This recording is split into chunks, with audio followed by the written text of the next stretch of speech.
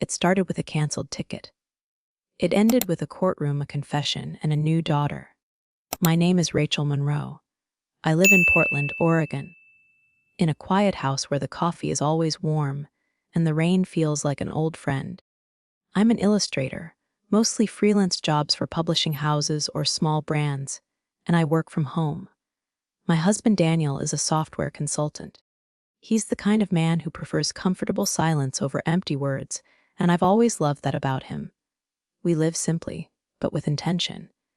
No kids, though not for lack of trying. After years of invasive tests and quiet heartbreak, we stopped hoping, or at least we stopped admitting we were hoping. But we had each other, and that felt like enough. Until my sister Victoria decided to blow a hole in our lives. It started, as most trouble does, with a family dinner. Victoria is complicated, a senior loan officer at a bank downtown. Polished, ambitious. She always wears lipstick that doesn't smudge and heels that never wobble. Her husband, Grant, works in commercial real estate and makes sure everyone knows it. Together, they live in a sleek modern house with stainless steel everything. And their 5-year-old daughter Lily, who is, in Victoria's words, emotionally high maintenance. I've always loved Lily. Ever since she was a baby. She'd crawl into my lap like it was her home. She's the kind of kid who sees everything. The tiniest shift in someone's voice, the way people's eyes move when they lie. It's beautiful and heartbreaking. That Saturday, Daniel and I showed up with a bottle of red and a container of homemade brownies. Victoria opened the door in a white silk blouse I knew cost more than our monthly grocery bill. She gave me a once-over and smiled tightly. Still wearing linen, I see. Still overcompensating, I see, I said with a grin, and we both laughed. The kind of laugh that hides 1,000 resentments. Lily ran down the hallway and launched into my arms. She smelled like baby shampoo and strawberry yogurt. Auntie Ratch? Are we still going to Hawaii together? I froze for half a second. We sure are. I glanced up at Victoria. She was swirling her wine and not looking at us. Let's talk about that trip, she said casually. I figured it'd be easier if we booked everything together and split the cost. Daniel and Rachel can just PayPal us later. Daniel raised an eyebrow but stayed quiet. I knew that look. He was doing mental math, estimating what split the cost really meant. We'd been saving for this trip for months, budgeting every penny. It wasn't a luxury for us. It was a gift to ourselves after years of saying no. Victoria clinked her glass. It's going to be amazing. I booked Ocean View Suites, and I already enrolled Lily in the kids' club at the resort. Lily looked up, confused. I thought I was going to be with you and Auntie Ratch. You will, Victoria said quickly, sometimes. But adults need space too. Daniel took a long sip of water. I squeezed his hand under the table. The rest of the night blurred. Talk of restaurant reservations, winery tours, spa packages, and always Victoria's voice, floating just above everyone else's, as if her words carried more weight than ours.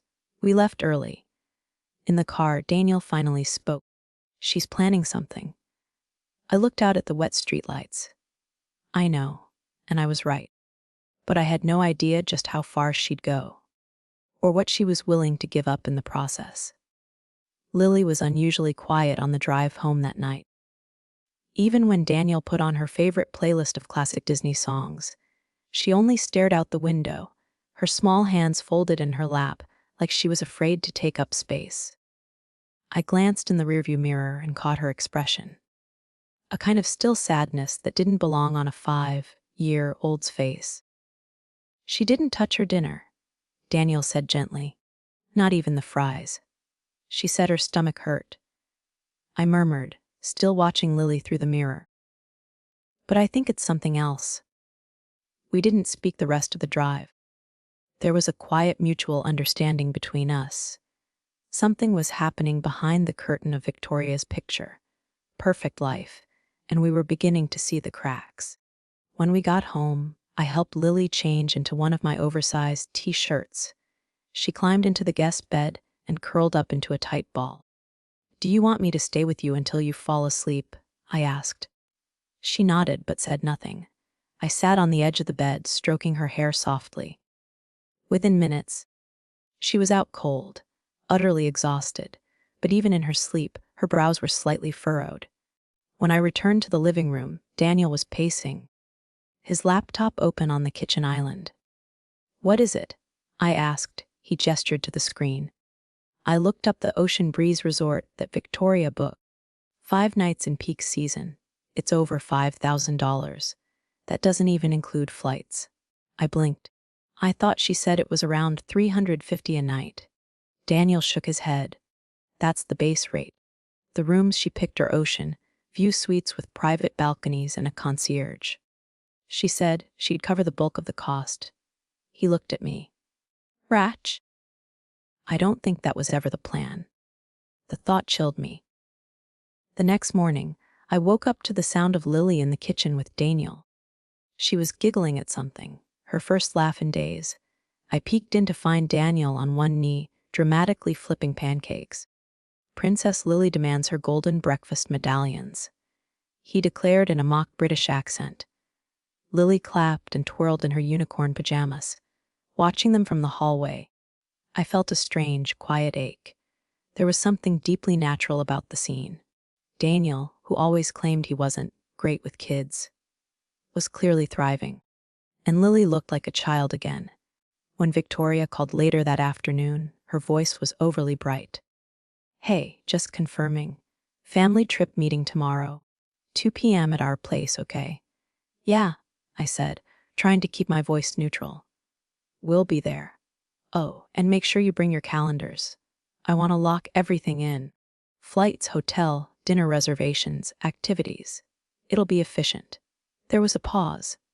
"And bring Lily's birth certificate too, just in case they ask at the hotel." My stomach dropped. "Why would they ask?" Victoria chuckled. "Oh, age verification, resort policy. No big deal." But something in her tone felt rehearsed. The next day, the dining room table at Victoria's was covered in glossy brochures and printed schedules. She wore a new silk wrap blouse that looked suspiciously like the one I'd seen in a fashion influencer's latest Instagram post. "Okay," she began, tapping a pen against her phone. "Here's the plan. April 16th to 21st. Flights already booked. Hotel confirmed." I went ahead and added the upgraded meal package and a couple's massage for Brian and me. "What, you already booked everything?" Daniel asked, surprised. "Well, I assumed we were all in. It's a family trip, right?" she said sweetly. "How much is our portion?" I asked. Victoria waved her hand dismissively. "We'll settle it once we land." I didn't want to get bogged down in the math. Daniel and I exchanged a glance. He looked at the itinerary she slid toward us and frowned. "Lily's name isn't on the hotel booking." "Oh." Victoria blinked. "That's because she'll be with the kids' club most of the time. No need to list her as a guest in the suite, in the kids' club for 5 days." I asked. Victoria shrugged. "Not all 5, maybe 3.5. We need adult time too. Winery tours, night cruises, beachside dinners." "She's 5, I said flatly. Victoria smiled, but it didn't reach her eyes. "She'll love it. Structured activities, trained staff. They're professionals." I felt my pulse rise. "Did you ask her what she wants?" "She's a child, Rachel. Children don't know what they want." I stood. "She said she wants to swim with us." "With me." Victoria's expression changed, her smile freezing in place. "And I said she could. Once or twice. But this is a trip for everyone, not just Lily." I knew that tone. It was the same one she used when we were kids, and she convinced Mom to give her the last piece of cake, claiming she deserved it more. Except this wasn't about cake. This was about a little girl who was being scheduled out of her own family's vacation. That night, I couldn't sleep. Daniel sat beside me in the dark, his hand resting on mine. "You okay?" "No," I whispered. "Something's wrong. I can feel it." He nodded. "Me too." There was a beat of silence. Then Daniel said, "I'm moving our schedule up." I turned to him. "What do you mean?" "I think we're being set up." he said quietly. I have a friend who can get us out on a red-eye flight 2 days earlier. I'll pay. I don't trust her. The weight of that realization settled on me. I'll text her in the morning, I said. Tell her we'll meet them at the airport, just in case. Daniel looked at me. And if something goes wrong? I met his gaze. Then we make sure Lily is with us. No matter what. The lies we tell ourselves are the ones that hurt the most. By the time we pulled out of the airport parking lot, with Lily strapped into the back seat of our car, the weight of what had just happened hadn't fully sunk in. Daniel kept glancing at the rearview mirror, like he couldn't quite believe the little girl sitting there. Silent, wide-eyed, clutching her yellow backpack like it was a life raft. She didn't cry. Not even when Victoria turned her back. Not even when her own mother left. I think that was what broke me most. I sat in the passenger seat, my hands shaking in my lap. I didn't know if I should call someone. A lawyer, maybe. Child Protective Services. Or just drive home and make her pancakes and pretend this was normal. Daniel reached across the console and held my hand. She's safe now, he said softly. That's the only thing that matters tonight. I turned to look at him. What if she asks for her mom? He didn't hesitate. Then we tell her the truth. That her mom made a terrible mistake. But that she still has people who love her. People who won't leave. Lily didn't say a word the whole drive home. She just watched the trees blur past the window, as if memorizing them. I wondered if she'd ever been allowed to simply stare out the car before. I wondered how many times she'd been silenced, told to sit still, to stop whining. I wondered how many times she'd heard the phrase, "You're in the way." When we pulled into our driveway, our little white bungalow in the Laurelhurst neighborhood, Lily whispered, "Is this your house?" Daniel parked and smiled at her through the mirror. "It's our house tonight." I unbuckled her seatbelt, and she climbed out with slow, hesitant steps, like she thought the ground might give out underneath her. Inside, I showed her the guest room, but she clung to my arm and shook her head. "Can I sleep near you?" Like, maybe on the couch. Daniel was already setting up a makeshift bed in the living room with soft blankets and the fuzzy pink unicorn pillow I'd kept since childhood. I knelt down beside her and said, "You can sleep anywhere you want, sweetheart. This is your home, too." We made popcorn. We put on Moana. Lily didn't laugh. She didn't sing. She just leaned into me quietly, and at one point, she whispered, "Do I have to go back to her?" I looked at her. This small, fragile thing wrapped in uncertainty, and said, "Not if you don't want to." She nodded. Then finally, she cried, and I held her until she fell asleep. The next morning, I woke up early to the sound of Daniel cooking breakfast. The smell of cinnamon French toast filled the house. Lily was already sitting at the kitchen table in one of Daniel's oversized flannel shirts, sleeves rolled up past her elbows. "Good morning," I said, brushing her hair back from her eyes. She gave me a small smile. I didn't think I'd sleep, but I did. Sometimes being safe makes that easier. Daniel placed a plate in front of her with strawberries shaped like hearts. She blinked at them, surprised. No one's ever done that before. I bit my lip. We're just getting started. After breakfast, Daniel and I took turns making calls. To a family lawyer, to our friend who worked in child welfare, and to Brian. Yes, Brian, Victoria's husband, who hadn't even known what had happened at the airport. The call to him was short and devastating. "She left her," he asked. "She what? You didn't know?" I didn't think she was serious. I thought she was being dramatic. She said Rachel was better with kids anyway. Daniel's voice turned sharp. "Brian, she abandoned your daughter at an airport. That's not dramatic. That's neglect." There was a long silence. Then, quietly, Brian said, "I'm coming to see her. I need to talk to you both. And thank you." When he arrived that afternoon, he didn't bring flowers or toys. He brought court papers. "I've already filed for emergency custody," he said. "I've been too blind for too long." Lily didn't run into his arms. She didn't run away either. She just looked at him with the tired eyes of someone much older than 5. He knelt down and said, "I'm so sorry, Lily. I should have protected you. But I want to now. I will now." She looked at me, then at Daniel. "Can they stay with us too?" Brian blinked. "You mean Rachel and Daniel?" She nodded. "They make the house feel safe." Brian looked at us. "Would that be okay?" Daniel put a hand on his shoulder. "We'll do whatever Lily needs." And for the first time, I saw Brian cry. Not out of guilt, but out of something else. Maybe the realization that this time it wasn't too late. Not yet. 2 days passed without a single word from Victoria. No calls, no texts, not even a lawyer.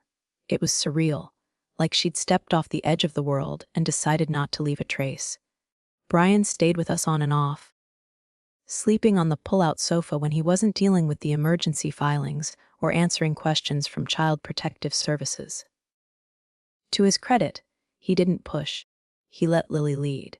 Sometimes she sat on his lap, quietly drawing. Sometimes she didn't want to be near him at all. He respected both. Daniel and I fell into a rhythm we never expected to learn.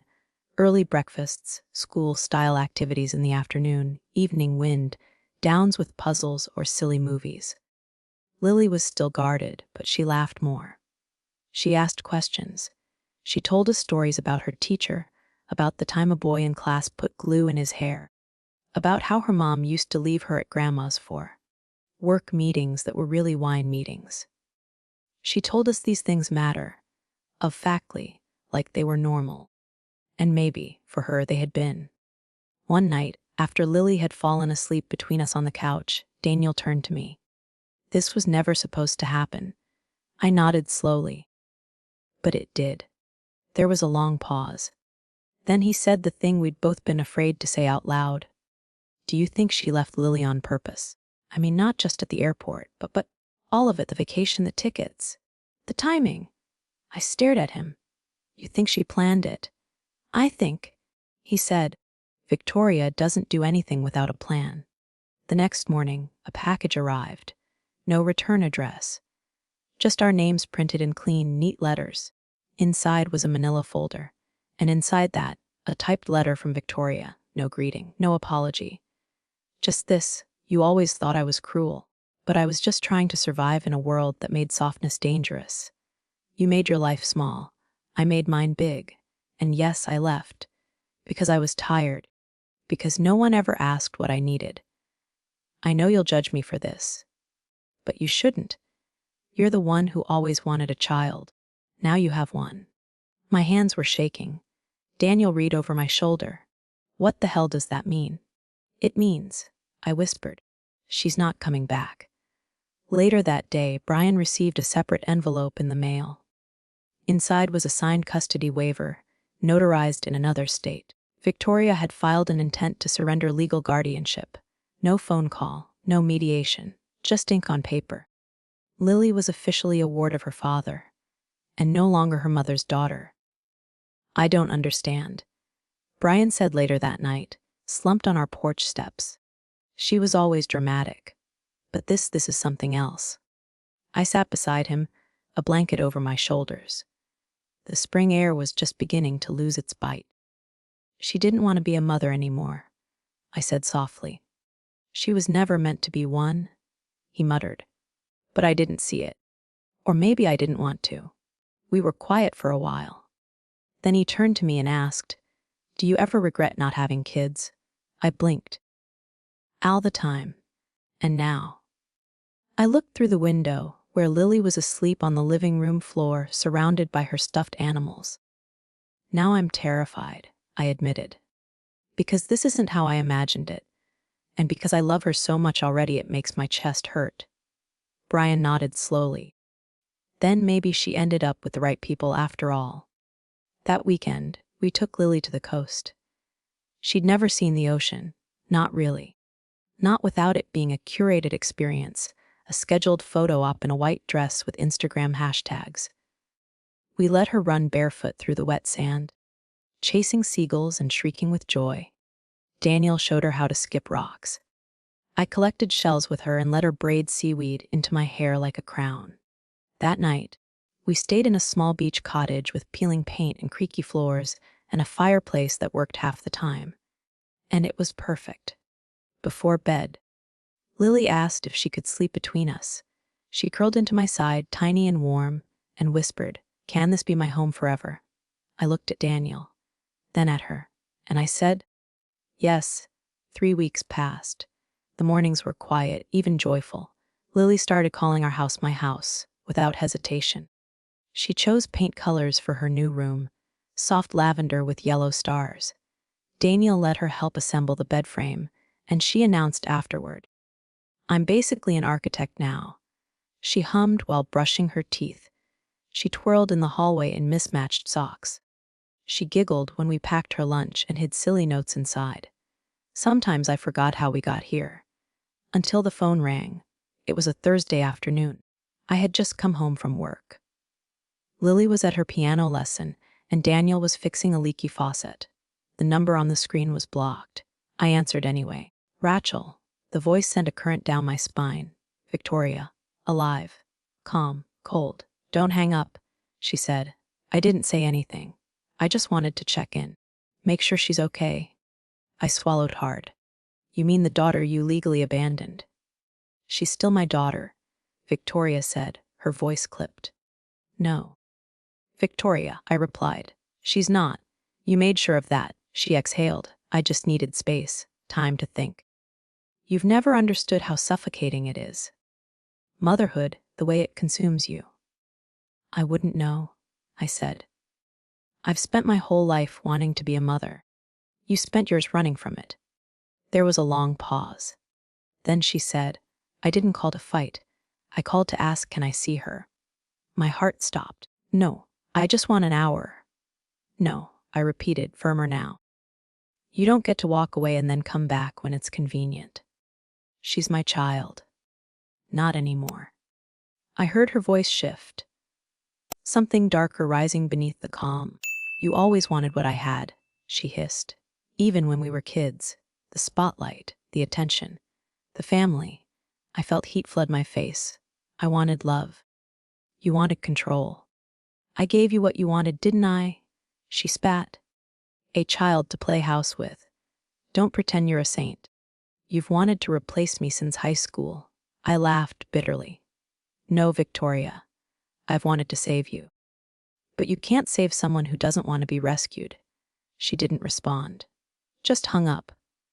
I stood frozen in the kitchen for a long time. When Daniel came in, I told him everything. He didn't say a word. He just picked up the phone and called our lawyer. 2 days later, Victoria showed up. Not at our house, at Lily's school. It was the receptionist who called me. Panicked. "M. Simmons, there's a woman here claiming to be Lily's mother. She's not on the approved pickup list. She's upset." I dropped everything and drove like the steering wheel owed me something. When I got there, Victoria was standing in the lobby, arms crossed, sunglasses still on despite the indoor lighting. She looked thinner, more expensive, like grief had been replaced with designer regret. "Rachel," she said coolly. "Get out." Her lip curled. "I have every right." "You don't." I cut her off. "You signed her away. Do you even remember that? Or were you drunk when you did it?" She flinched. The principal stepped between us. "Ladies, please. This is not the place." "She's my daughter," Victoria said. Louder now. "You can't just erase me. She's not a stain, Victoria. She's a child. I carried her for 9 months, and we've carried her every day since you left her at gate 14 like lost luggage." She opened her mouth, but the security officer arrived then, our lawyers doing, and escorted her off the property. She didn't look back, but Lily did. Through the classroom window, I saw her small face pressed against the glass, watching everything. That night she didn't want dinner, didn't want her bedtime story. She crawled into my lap and whispered. As Mommy mad at me, I held her tighter. "No, sweetheart, she's mad at the world. But that's not your fault." She said I'm hers. In the hallway, I heard her. I pulled back gently. You're not a thing that belongs to anyone. You're Lily, and you belong wherever you feel loved. She nodded slowly, then asked, will she come take me away? Daniel knelt beside us. No, we made sure of that. Lily stared at us for a long time, then whispered, good. And for the first time since the phone call, she slept soundly. 3 days later, the letter arrived. It was hand-delivered by a man in a dark blazer who didn't bother making eye contact. Petition to reinstate parental rights, Victoria Simmons motion to contest previous waiver, request for emergency custody hearing. I read it once. Then twice. Daniel took it from my hand before I tore it in two. She's really doing it, I whispered. She's actually going to fight this. Daniel's jaw tightened. Let her try. The next few days blurred into meetings with lawyers, phone calls to child psychologists, consultations with family advocates. Lily knew something was wrong, children always do. But we tried to shield her. We stuck to routines. School drop-offs, weekend library trips, spaghetti Tuesdays, bedtime lullabies. But at night I caught her checking the locks on her window. Once, she asked if we could move to a different house. One she can't find. Then came the hearing. It was held in a small courtroom with beige walls and flickering overhead lights, the kind of place where lives are rearranged in legal language. Victoria sat on the opposite bench, wearing a cream suit and a fake expression of calm. She didn't look at me. She didn't look at Lily. But when the judge entered, her posture straightened like she'd just stepped into a spotlight. Brian sat behind us. His jaw clenched, a hand on Lily's tiny backpack in his lap. Daniel squeezed my hand. You ready for this? I nodded, but my heart said no. Victoria's lawyer was smooth, confident. The type of man who called objection before the question was even finished. He painted a picture of a troubled but loving mother. Someone who'd been overwhelmed, not malicious. Someone who'd had a moment of crisis, but was now ready to resume her duties. She's voluntarily entered therapy, he said. She's taken parenting classes. She's expressed deep remorse. After she signed over her rights and vanished, our lawyer cut in. Your Honor, this isn't about remorse. It's about regret. Then it was my turn. I stood. My palms were sweaty, but my voice was steady. Your Honor, I began. This isn't the first time Victoria has disappeared. I looked at her. For most of my life, I've been chasing after someone who only ever saw me as a backup plan. When she needed money, she called. When she needed a babysitter, she called. When she needed to disappear, she handed Lily to me like she was passing a purse through security. The judge watched me, expression unreadable. But I said yes, I continued, because Lily isn't a burden, she's a person. And I love her. Not because I have to, because I want to. Victoria shifted in her seat. I turned to the judge again. She doesn't want custody. She wants control. And when she couldn't control me, she tried to erase me. A silence settled over the courtroom. Then Lily spoke, quietly. From her seat beside the child advocate, I don't want to go with her. Everyone turned. The judge blinked. Lily, you understand what you're saying? She nodded. She scares me. Victoria stood up suddenly. She's confused. This isn't fair. Sit down. The judge snapped. And just like that, the mask cracked. The final ruling didn't come that day. But when it arrived a week later, I read it 3 times just to be sure. Parental rights reinstatement denied. Primary custody awarded to Brian Simmons. Joint guardianship rights Rachel and Daniel Carter. Upon request, I called Daniel first, then Brian. Then I sat in the car outside Lily's school and waited for the final bell. When she came out, backpack bouncing, hair in a crook braid, she saw me and ran. I caught her mid-step and whispered, "She's not coming back." Lily smiled, not big, but real, and finally free. I should have known it wouldn't end in the courtroom. Victoria never needed a gavel to ruin someone's life. She just needed why. It started with a vague Instagram post. A mother's love never fades, even when stolen. Justice for mums, Pie family court fails. At first I laughed, just noise, just narcissism. But then the comments came, then the shares, then the video. She filmed herself crying, flawlessly lit, full makeup, on a couch I recognized from her old condo. She looked soft, fragile, framed by a toddler photo of Lily on the shelf behind her. "They took my daughter," she said. "They said I wasn't fit, but they never saw the full picture. They didn't know how hard I fought to come back. I made mistakes, but I'm still her mother." I watched it twice. Then again. Each time, my stomach twisted tighter. She never mentioned names, never said Rachel or Brian or Daniel, but her followers did. One even found my Etsy shop, a tiny art print business I'd run for years, and flooded it with 1-star reviews. This woman stole her niece and lied to a judge. Don't support child traffickers disguised as aunties. Give Lily back. Lily. Our Lily. Daniel wanted to lawyer up again. Brian wanted to post a rebuttal video. I just wanted it to stop. I won't defend myself to people who've never held her hand through a nightmare. I told them. They don't know her. They don't get to judge. But the damage spread. Emails. DMs. A woman at the grocery store recognized me and asked, "Is it true what your sister said?" The hardest part. Lily saw it. She wasn't supposed to. But some kid at school mentioned the video. Called her famous. She asked me at dinner, "Am I stolen?" I dropped my fork. Daniel froze. I cleared my throat. "No, honey. You're safe." "But if I'm not hers, why does she say I am?" We didn't know how to answer. So Lily answered for us. "I don't want to be a video. I just want to be me." That night, after she went to bed, I made tea and stared at the silent phone on the counter. Then I opened my laptop, and I wrote, not a viral thread, not a clapback, just a letter. To Lily. Someday, you'll be old enough to read everything. The court records, the headlines. Even the things your mother posted when she was hurting and angry and didn't know what to do with her shame. When you do, I want you to know none of it was your fault.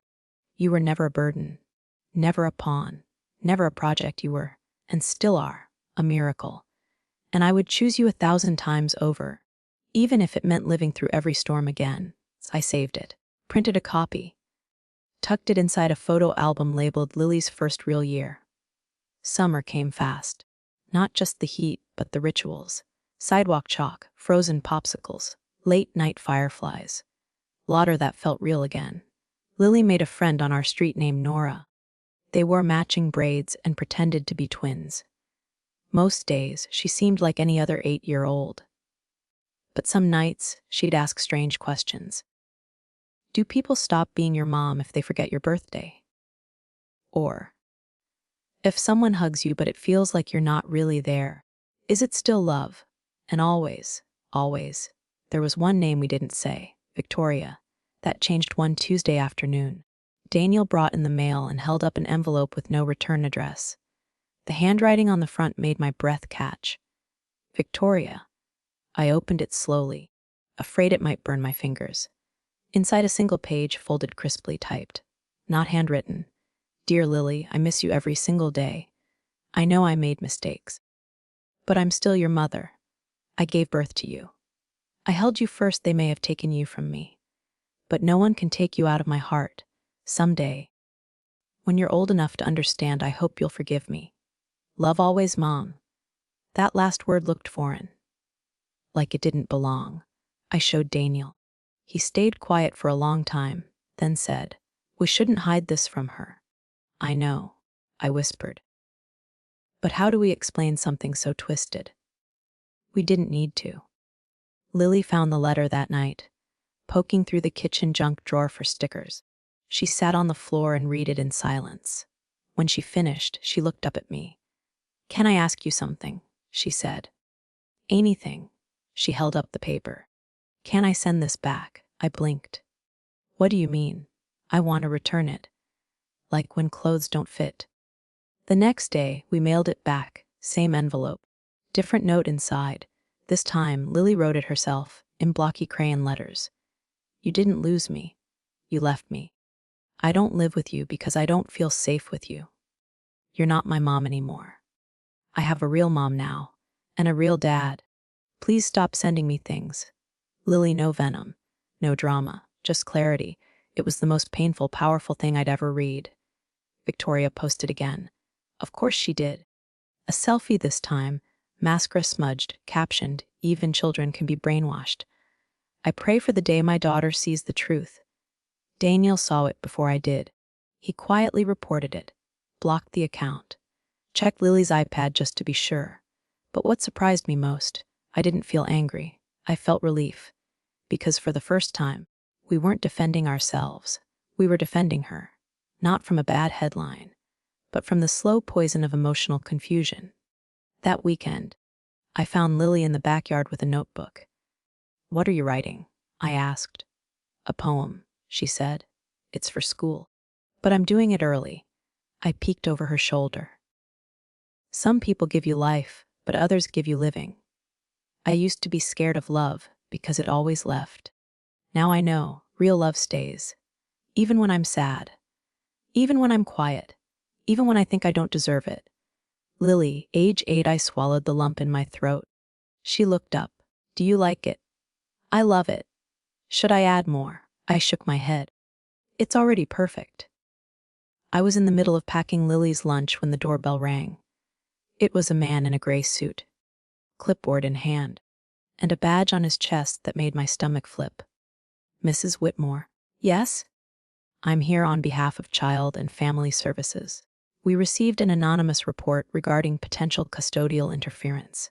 Custodial interference. The phrase hit like a slap. Daniel appeared behind me, face calm but eyes narrowing. May I ask who filed the report? He said. The man looked apologetic. I'm not allowed to say. But we already knew. Inside, Lily sat at the dining table, carefully drawing hearts on a birthday card for Nora. She looked up, confused, when the stranger entered.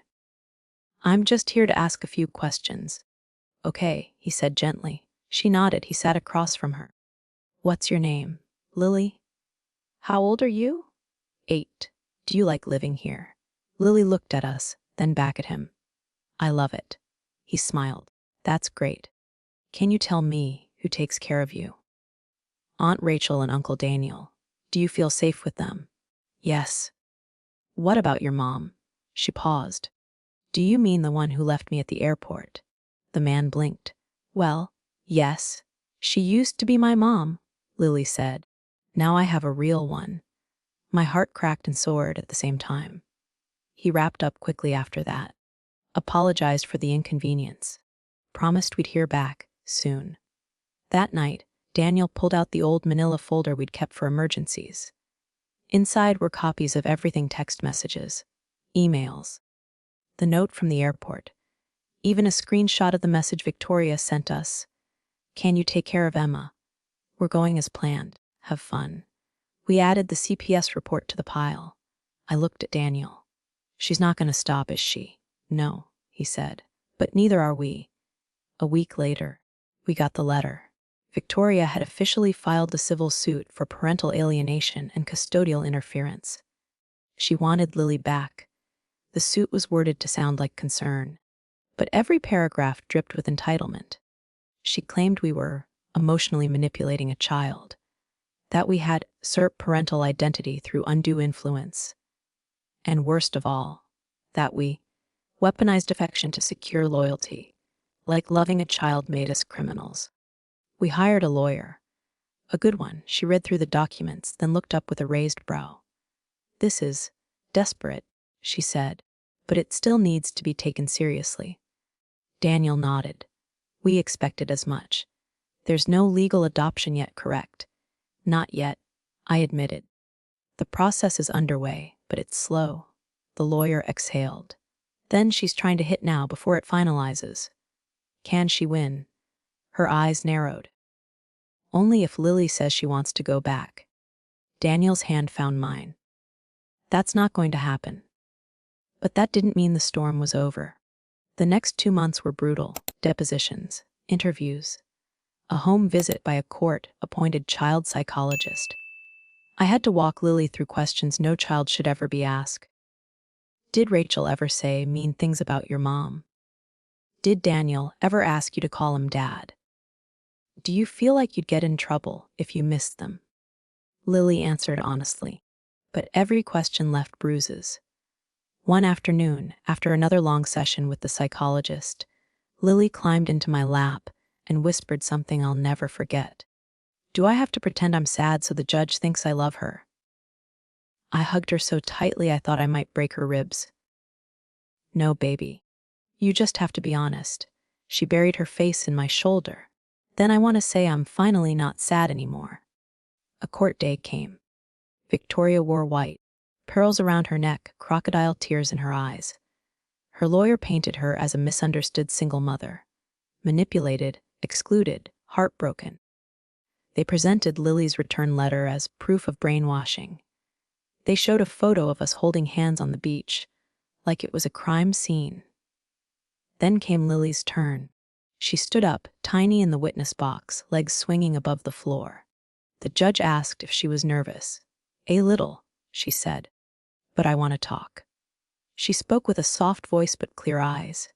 I don't know why my mom left me, but she did, and it hurt.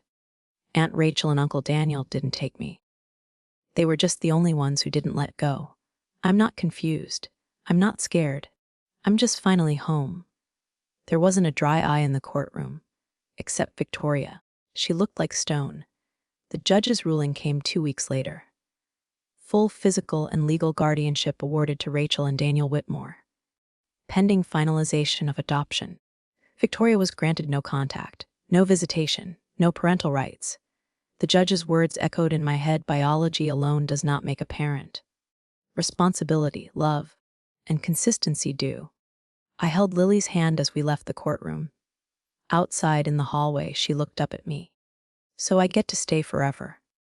I crouched down and kissed her forehead. Forever, baby girl. And this time, we were the ones who got to walk away. The moment it happened, I didn't even register it. We were in the checkout line at the grocery store. Lily was holding a box of cereal, asking if we could try the kind with marshmallow bunnies. I was half distracted, trying to count coupons and text Daniel about dinner. Then she said it. Mom, can we get 2 boxes? My brain stuttered. My hands froze. The cashier looked up, smiling. And Lily just kept talking, completely unaware she had torn a hole in the universe. I nodded slowly. Sure, sweetheart. 2 boxes. In the car. I didn't mention it. Neither did she. But when we got home, she climbed onto the couch beside me, rested her head on my arm, and whispered. I didn't mean to make it weird. You didn't. It just came out. I kissed the top of her head. Then maybe it's because that's who I am. She nodded, eyes shining. Okay, good. That night, she signed her school permission slip as Lily Whitmore. I didn't correct her. 2 days later, the letter arrived. It was postmarked from Arizona. We don't know anyone in Arizona. It was addressed to Daniel. Inside was a typed note. To whom it may concern, I am the legal counsel representing Ms. Victoria Grant, who now resides in Phoenix, Arizona. Ms. Grant has been undergoing voluntary rehabilitation and psychiatric evaluation for the past 3 months and has recently completed a 12-step family recovery program. She respectfully requests a mediation hearing with the guardians of Lily Grant to discuss a supervised visitation arrangement with the goal of gradual reintegration. Thomas J. Greer-esque. I reread it twice. Daniel reread it 3 times. Lily was in school, which gave us time to scream into pillows. She's relentless, Daniel muttered. This is just another game. Or a trap, I added. But what if it's not? He said suddenly. What if, for once, she's actually trying? I looked at him. Long and hard. He's always been the optimist between us.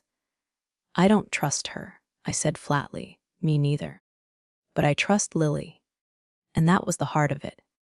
We couldn't protect Lily by pretending her mother never existed, but we also couldn't throw her back into a fire just because it looked like it had cooled.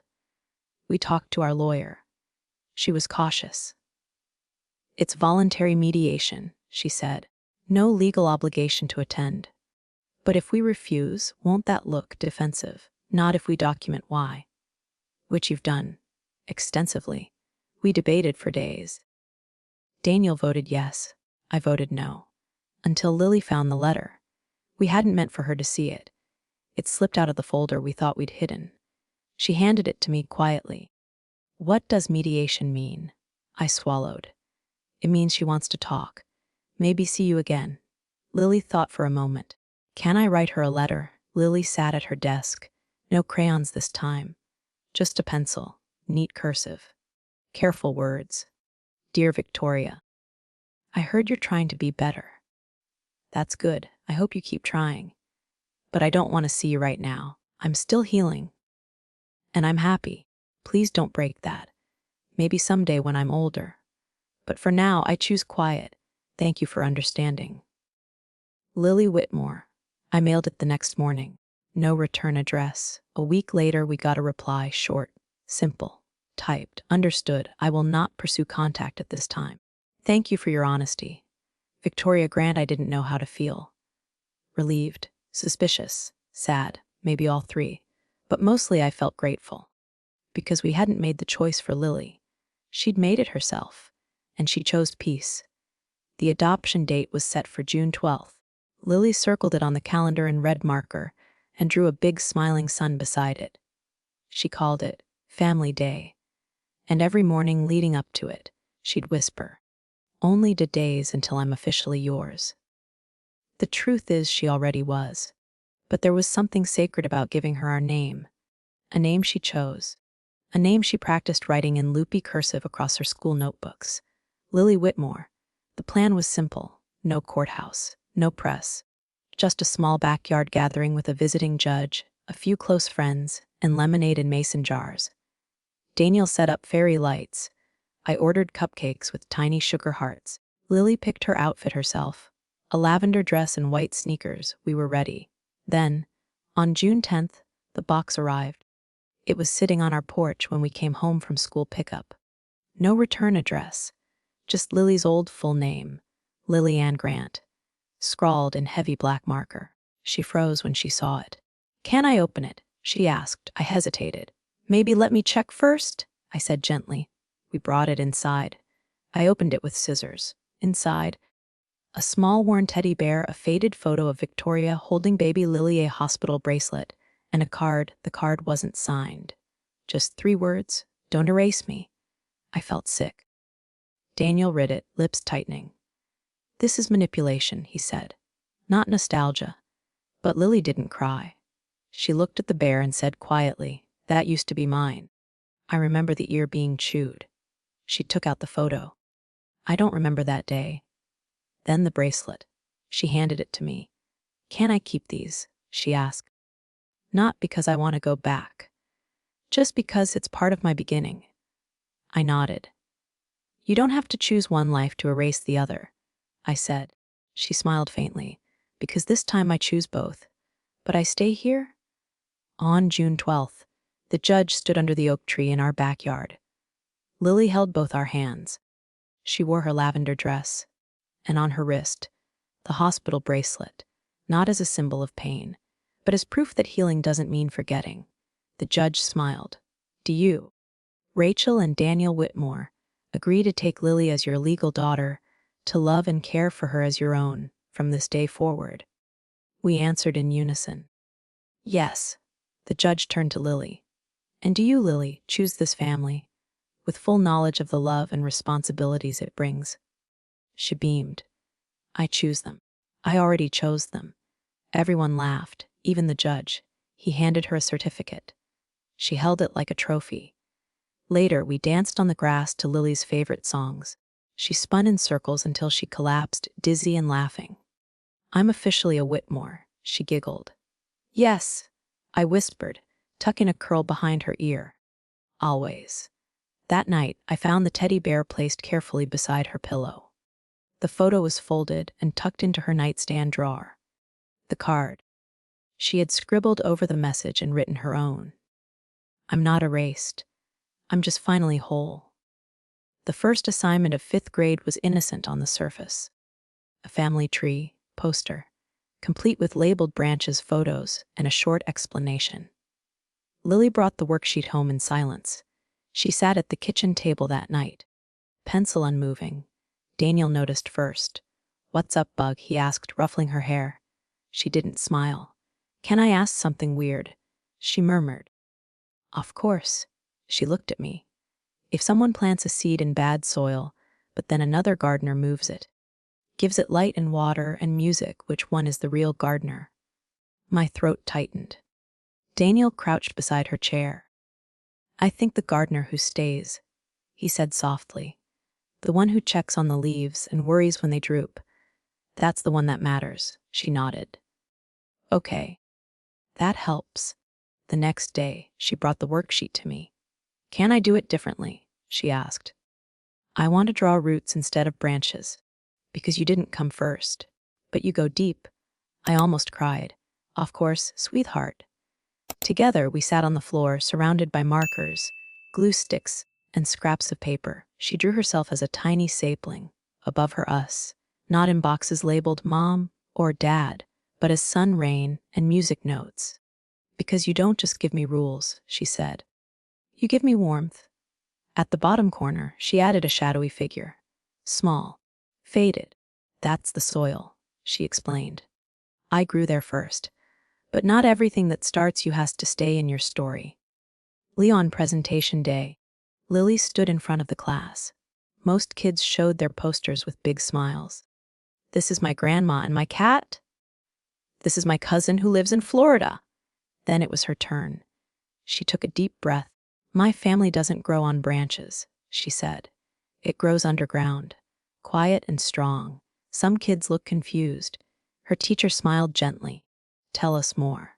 She pointed to her poster. "These are the people who chose me and stayed. That's what makes them family." The room fell silent, and then the class clapped. Not polite clapping, real clapping. A girl with braids leaned over and whispered, "That's so cool. I wish I had music notes on mine." Lily smiled.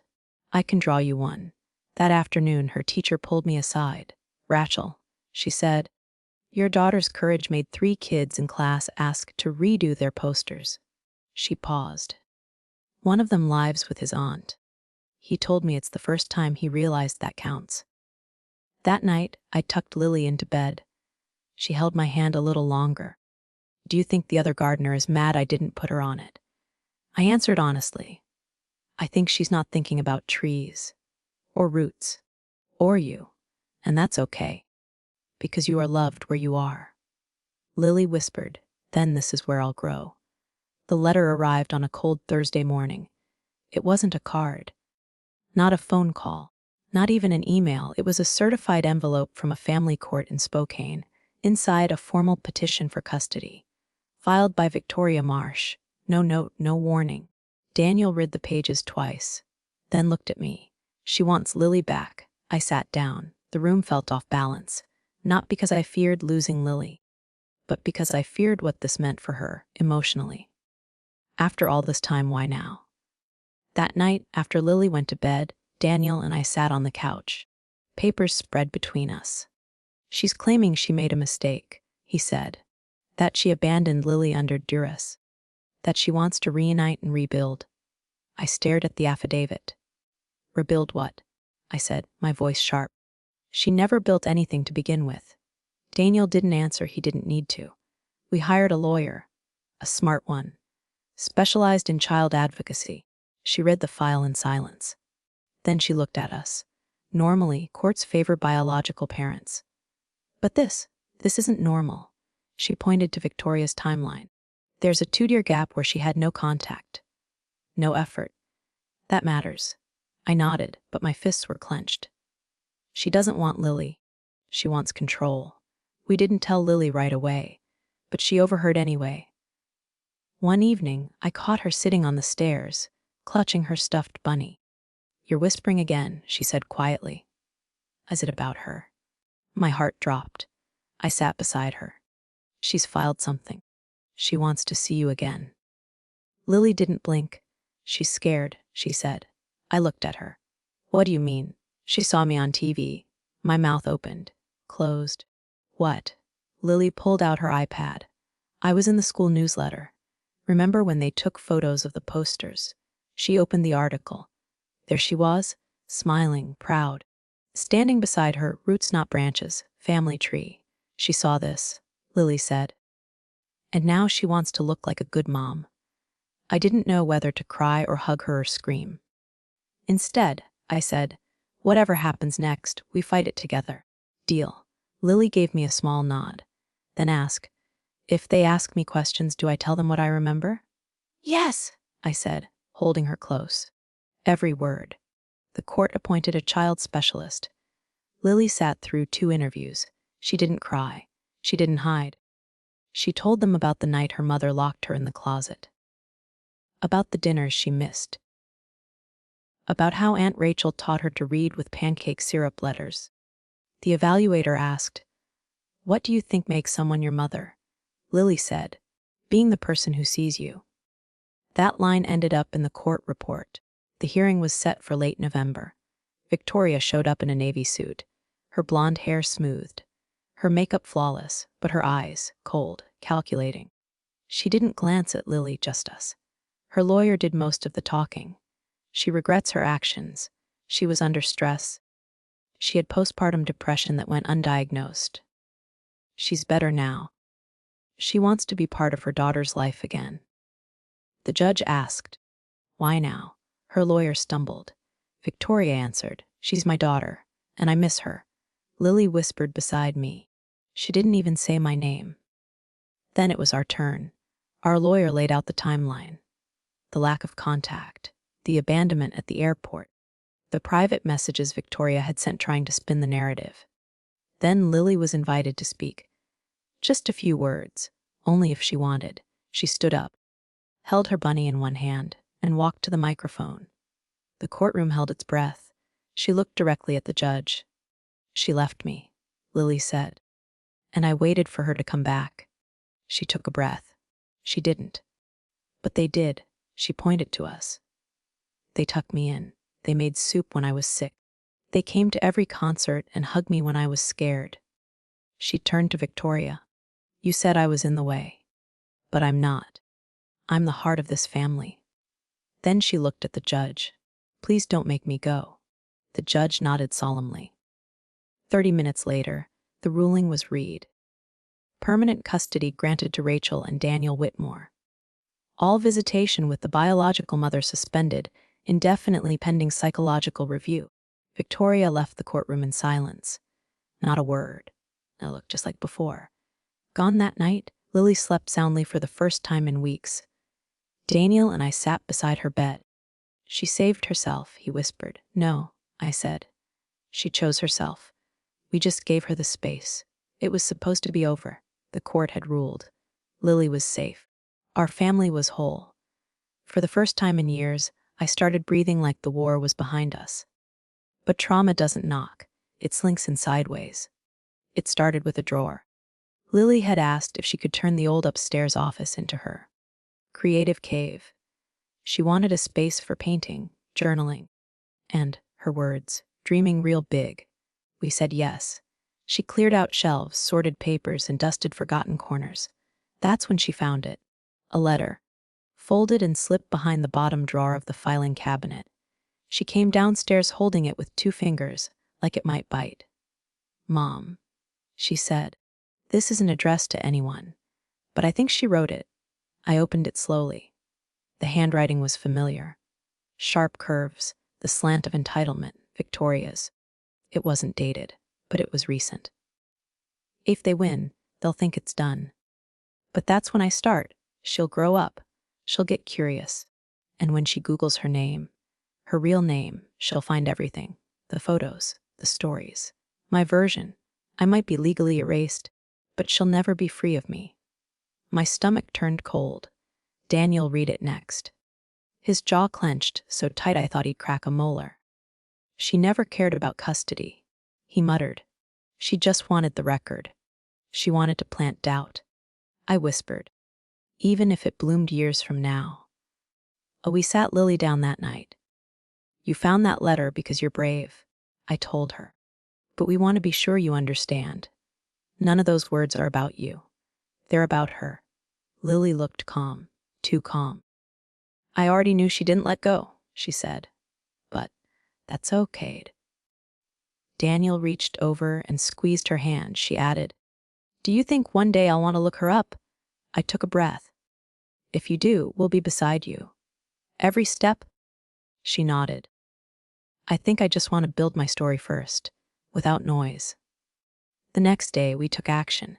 We gave the letter to our lawyer. We updated our digital privacy protocols. We locked down Lily's school records and social media mentions. We told the school, no press, no photos with full names, no exceptions. We explained everything. And the principal, a woman with 3 adopted sons of her own, simply said, "We'll protect her like she's ours." But we didn't tell Lily everything. Not yet. Because a month later, I found the first post, a burner account anonymous, but unmistakably her. It featured baby pictures of Lily, photos Victoria hadn't posted before. Private ones from the hospital. From those early months, the caption read, "Stolen from birth. The truth will surface. Hashtag from Bring Lily Home." We reported the account. It was taken down, but 2 more popped up. One used AI-generated images to Lily into a teenager. Another published fake emails, trying to make it look like we manipulated the system. It didn't go viral, but it didn't have to. Our lawyer contacted the platform's legal team. We filed a restraining order for digital harassment. It was new territory, messy, painful, but we weren't backing down. Then one night, Lily knocked on our bedroom door. She was holding her iPad. I saw it, she whispered. I typed my name, just once, and it was there. She was shaking. Daniel pulled her into his arms. "You are not what she says," he said firmly. "She is not your mirror," Lily sobbed. "But it's my face, my baby face. Everyone can see it." I knelt beside her. "Then let's give the world the real you. The version that sings too loud in the car, that helps stray cats, that builds roots, not branches." The next morning, Lily made a choice. She posted a single photo of herself holding a sign that said, "I was never stolen, I was saved. Stop using me as your revenge." No hashtags. No comments allowed, just truth and peace. By the time Lily turned 13, she had become someone quietly extraordinary. Not flashy, not loud, but grounded in ways most adults still struggle to be. She read more than she texted. She liked documentaries about deep-sea creatures, and her favorite thing in the world was still breakfast for dinner. We had built our world carefully. No chaos, no contact, no cracks where Victoria could slip through. Or so we thought. The girl's name was Ivy. She transferred in mid-year, tall, sharp cheekbones, always dressed in designer jackets with scuffed boots. Lily liked her instantly. "She's kind of like a bird," she said. "Like, she flaps around, but you can tell she's watching everything." Daniel and I smiled. "She sounds smart." "She is." She asked me what the realest thing I've ever felt is. That was Ivy's way. She didn't ask who your favorite singer was. She asked what song you'd want played at your funeral. For 3 weeks, they were inseparable. Ivy came over once. She was polite, quiet, almost too quiet. She called me Mrs. Whitmore, but avoided eye contact. Daniel said, "She gives me the same feeling I get when I know a meeting's going to go bad." I laughed it off. We didn't want to hover. Then one night, I found Lily sitting on the porch alone. Blanket wrapped around her, staring at the streetlight like it owed her answers. "Everything okay?" I asked. Ivy asked me something weird. I sat beside her. "What kind of weird?" She asked what name I'd pick if I didn't have mine. I frowned. "That's a deep question." "Yeah, but then she said she liked the name Lily Marsh better. She said it sounded strong." Every muscle in my body froze. "Did you ever tell her your old name?" Lily looked startled. "No, I never talk about that." I called Daniel out to the porch. "Did Ivy's parents sign the school release forms?" I asked. He raised an eyebrow. "I'll check the directory." He came back 10 minutes later, phone in hand. No records, no listed guardians, no emergency contact, just a cell number. Whose number? He tried calling it. Voicemail. "Hi, this is Victoria Marsh. Please leave a message." My stomach dropped. The next morning, I called the school, demanded a meeting. The principal sat with us, pale and stunned. She came in with forged documents, she said. We only confirmed them yesterday when we ran our semester audit. She used a fake name to enroll her. I asked. Voice shaking, the principal nodded. We're calling CPS. And the police. Lily was called out of class. I met her in the counselor's office. Her eyes were wide. I don't understand, she said. She was just Ivy. I sat beside her. She wasn't a friend, I said gently. She was a shadow, a fake. She was sent to get inside your life. Lily didn't cry. She just whispered. I let her in. No, I said. She tricked her way in. There's a difference. The police located Ivy at a motel 20 miles out. She was booked under the name Renee Vickers, an alias, one of many Victoria had used over the past year. She wasn't arrested. Technically, Ivy was 17. But Victoria was issued a restraining order violation and placed under investigation for identity fraud. That night, Lily said something that broke me. Do you think she actually got to know me, or was it all fake? Daniel wrapped an arm around her. She probably saw the real you, he said, and that's exactly what scared her. We changed schools. Again, it felt unfair. We were the ones hurt, and yet we had to move, uproot, rebuild. But Lily said, I don't mind. I like growing new roots. It makes me stronger. And for the second time in 2 years, I realized she was stronger than all of us. It began with a fall. Daniel had been working on the leaky roof since morning. He didn't hear my call. Didn't notice the slick patch near the gutters, the crack of wood, the thud of bone. I'd never run so fast in my life. He broke 2 ribs and fractured his wrist. The ER was all fluorescent lighting and antiseptic fog. Lily clung to me in the waiting room, silent, eyes wide. He's going to be okay, I whispered, over and over. She nodded, but kept wringing the hem of her hoodie. An hour later, I stepped out for coffee. When I returned, Lily wasn't alone. An older woman sat beside her, gray coat, neatly pinned hair, hands folded on a leather purse that looked older than me. Lily's face was unreadable. She looked at me and then quietly said, Mom, this is my grandma. I froze. The woman stood up slowly. Rachel, she said, I've wanted to meet you for a long time. Her name was Eleanor Marsh. Victoria's mother. I didn't speak. Not at first. She reached into her purse, pulled out a folded envelope, and offered it to me. I'm not here to make trouble, she said softly. I'm here because I just found out everything. I didn't take the letter.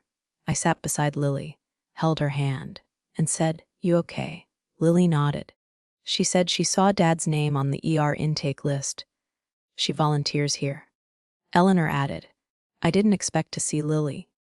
I hadn't seen her since she was 3, but I recognized the eyes and the kindness. We sat, and for the first time, someone from Victoria's side told the truth.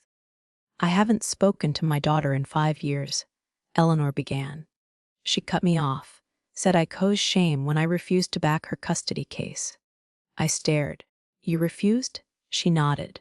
I told her she was unfit, that no child deserves to be weaponized. She looked at Lily, eyes shining. I watched from afar, quietly. It's not the kind of thing you talk about at Bridge Club. How your daughter abandoned her child and tried to erase the people who stepped up. Lily whispered, Why didn't you try to find me? Eleanor swallowed. I didn't think I had the right. Tears pooled in Lily's eyes. I would have wanted to know you. I do now. Daniel was discharged that evening, sore but intact. When we told him who we'd seen, he just said, Did she bring cookies? We laughed for the first time in weeks. Eleanor didn't push. She sent 1 letter a month. Never unannounced visits. Just updates, stories. Photos of the garden she once planted with Lily's toddler hands. Lily began writing back, short at first, then longer. One afternoon, she asked me, Is it okay that I love her? I pulled her into my arms. Of course. Love isn't loyalty to pain. Love is yours to give. Victoria must have found out. Because 3 weeks later, Eleanor's window was smashed in. Her mailbox stuffed with photos torn in half. A single note taped to her front door. You're either with me or you're with the liars. Eleanor filed a restraining order of her own. Like mother, like daughter, she said over tea. But at least it stops with me. We almost missed it. A letter arrived one afternoon addressed to Marsh. No return address. It was a bill. A collection notice. Total due 3/4 to 82.77. Creditor First Eastern Credit Union account holder Lily Marsh. Date opened April 2021. Lily was 14. She didn't even have a checking account. At first, I thought it was a mistake. Daniel thought it was phishing. But then more arrived. 3 more envelopes in the same week. All addressed to different aliases. Lily V.